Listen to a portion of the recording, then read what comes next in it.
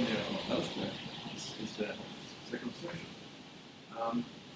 I'm interested in prevention, and I think the African continent has a lot to offer.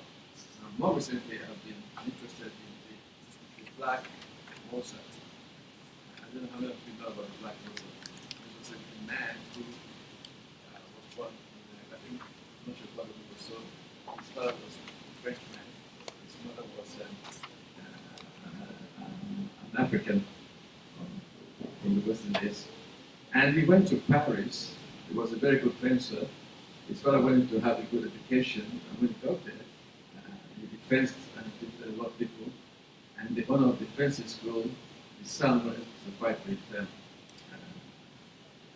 Duvalier, St. George. St. George was reluctant to do this. He felt slighted because he was a mulatto. But his father encouraged him to fight.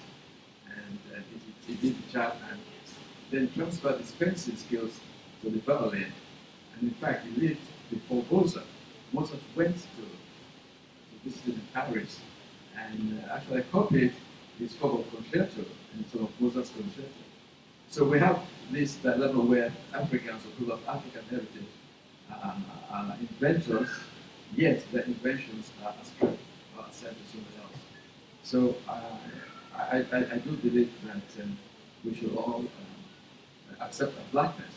And the history of blackness is very recent. It comes out around the 1750s. Europeans have always been fascinated by the exotic black, the modern black, and so on. So self-identity is very important. When I shake your hand, I identify myself as someone black with my background. So I'd like everybody to have self-identity.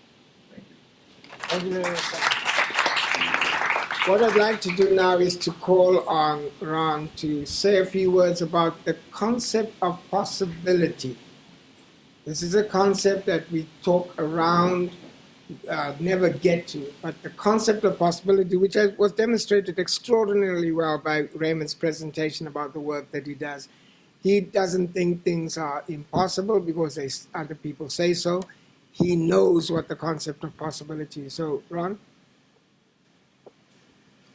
Thank you. The reason why I got up is because I spent nearly 28 years in the House of Representatives, and we speak standing up, so it's difficult for me to speak sitting down. So. How many of you in this room are familiar with PEPFAR? PEPFAR. Right. I want to tell you a story based on something you said a few moments ago, Madam Minister, when you talked about the possibilities of the diaspora. I want to tell you in this room a story that most of you in this room probably are not aware of.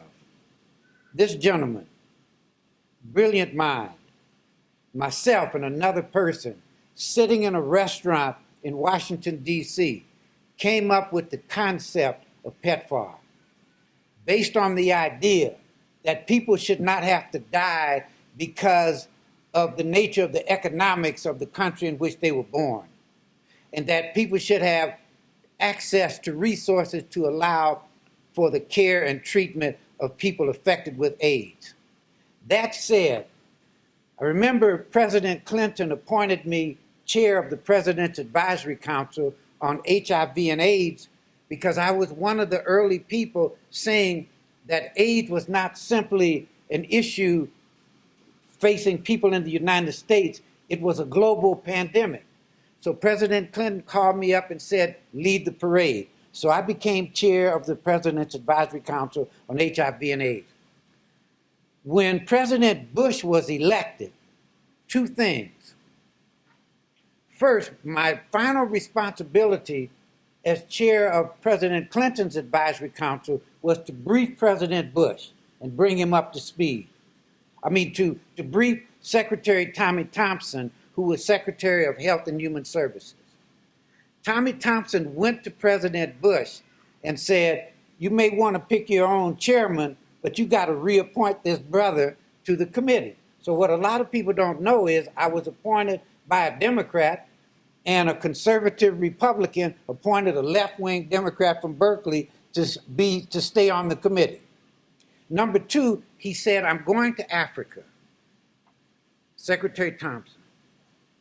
I'm going to Africa and I want you to accompany me because I want to look at the problem of AIDS, HIV, and its impact on countries in Africa. So I went with him.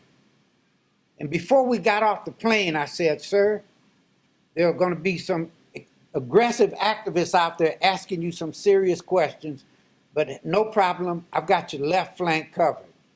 He smiled and said, thank you.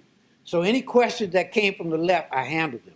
On the way back to the United States, he came and sat down with me. And he said, if you were me, what would you tell President Bush to do about AIDS in Africa? And I said, I'm a Democrat, you're a Republican. If we stayed in that box, I wouldn't tell you what I'm going to tell you. But HIV and AIDS has nothing to do with partisanship. It's about human life, human dignity. So I'm going to tell you. And I said, now, if you got President Bush to embrace these ideas, do you think when the press went to the Congressional Black Caucus, they would attack President Bush? He said, no, I hear you. I said, if he came to me, do you think I would attack him because he's a Republican? No, I hear you. Fast forward.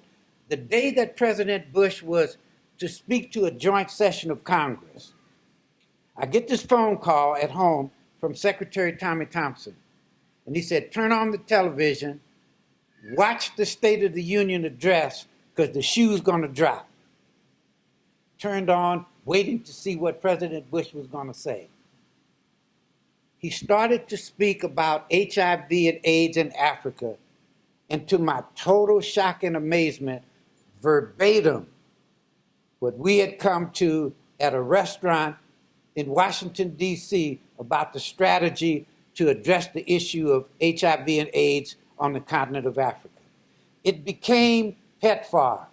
And as someone once said, success has many parents, failure has very few.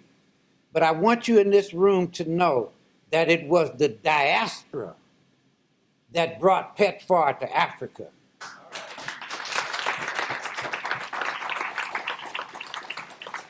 And I'm not saying that to blow our horn. I'm simply saying that we have the capacity to think big, to think strategic, to think in an important and powerful way.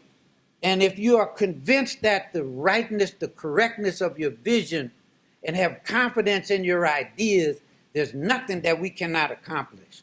So I just wanted to say that to you, to say that together we can conquer this. Together we can address the issue of disease on the continent of Africa and everywhere in the world, because we live on a tiny little planet where we're interrelated, interdependent, and mutually vulnerable, and together we can make this a better place for our children and our children's children. Thank you very much. So he has an interesting point, that the ideas that we talk about have a certain grandeur, but the grandeur is not ours. It belongs to the large group of people that we come from. So I want people to think that cancer is a big problem that requires big solutions, and if we do small things, we will solve small problems. We won't solve the problem of cancer or cardiovascular disease or anything else. And when I was much younger, I used to have the sense of an overwhelming sense of potential failure, because I could not treat every single patient. But I could, with the help of people like Ron and others, bring together resources that all sorts of people on the continent now use, and that changes the mortality cycle of people with HIV and AIDS. It's no longer a death sentence anywhere in the world. And what he doesn't tell you is that we had to convince a lot of people to join this, because to many people, as some people said to me when I first started doing this work, is let them die. Maybe the next generation will be more fortunate. I actually heard that at a major university. Let them die. So, having said that, open it up for discussion. We have some time for discussion. So, any other questions, comments, passionate statements that people want to make? If you're passionate, don't be long-winded. Be short and passionate. So, anybody wants to talk? So, there we have one person. Sorry, simple question. I see all the clinical research that you've done on all these other illnesses. For someone like me that endures bipolar disorder with psychosis, I've done some research and I found out that a low THC content would actually be a medicinal drug for me. Are you guys thinking of anything along those lines for anything else besides the PTSD when it comes to mental illness? Thank you. We are certainly developing different cannabinoid levels, and that's kind of what you're talking about. Right. Because certain cannabinoids actually work for certain indications. And depending on the level of cannabinoids you're giving a person or a topical, for example, the topical we use for cancer, extremely high levels of THC. CBD is being coined now as the cannabinoid of choice, but really they work in conjunction with each other. So to answer your question simply, yes. The ones that we put up here are just some of the main indicators. The actual list is probably 50 to 100 long. It's very